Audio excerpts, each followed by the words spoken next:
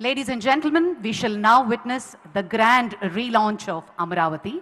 May I now request our Honorable Prime Minister to kindly initiate the virtual foundation laying ceremony by pressing the button.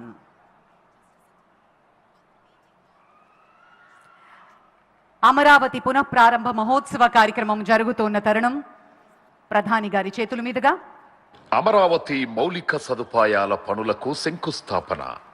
గౌరవనీయులైన ప్రధానమంత్రి గారు అమరావతి అభివృద్ధి కోసం 74 కీలక మౌలిక సదుపాయాల ప్రాజెక్టులకు శంకుస్థాపన చేస్తారు.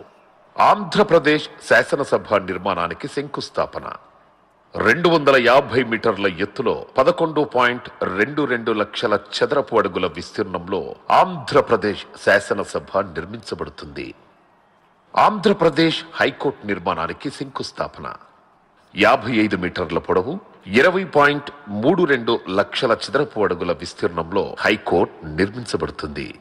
సచివాలయం మరియు హెచ్ఓడి టవర్ల నిర్మాణానికి శంకుస్థాపన. 50 అంతస్తుల సచివాలయం మరియు 42 అంతస్తుల హెచ్ఓడి టవర్లతో పరిపాలనకు కేంద్రంగా నిర్మించబడుతుంది. అమరావతి ట్రంక్ మౌలిక సదుపాయాలకు శంకుస్థాపన. 37 ట్రంక్ ఇన్ఫ్రాస్ట్రక్చర్ ప్రాజెక్టులు, సైకిల్ ట్రాక్లు మరియు భూగర్భ యుటిలిటీలతో 320 కిలోమీటర్ల ప్రపంచ స్థాయి రోడ్ల నిర్మాణం జరుగుతుంది. అమరావతి వరద నివారణ పనులకు శంకుస్థాపన. వరద నివారణతో పాటు నగర అవసరాలకు 0.53 టీఎంసీల నిల్వ సామర్థ్యం గల 3 జలాశయాల నిర్మాణం. అమరావతి ల్యాండ్ పూలింగ్ స్కీమ్ మౌలిక సదుపాయాలకు శంకుస్థాపన. 1.281 కిలోమీటర్ల రోడ్లను కవర్ చేస్తూ 13 జోన్లలో సమగ్ర పౌర సౌకర్యాలను అందించనుంది. అమరావతి గృహ మరియు భవన ప్రాజెక్టులకు శంకుస్థాపన.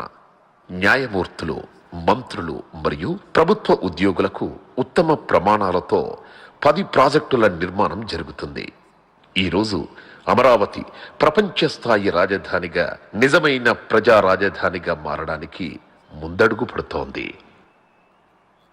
అద్భుతమైన మన అమరావతి పునఃప్రారంభాన్ని మనం వీక్షించాం. గట్టిగా అందరం ఒకసారి చప్పట్లతోటి అభినందనలు తెలియజేసుకుందాం మన కూటమి ప్రభుత్వానికి, గౌరవనీయులైన ముఖ్యమంత్రి గారికి.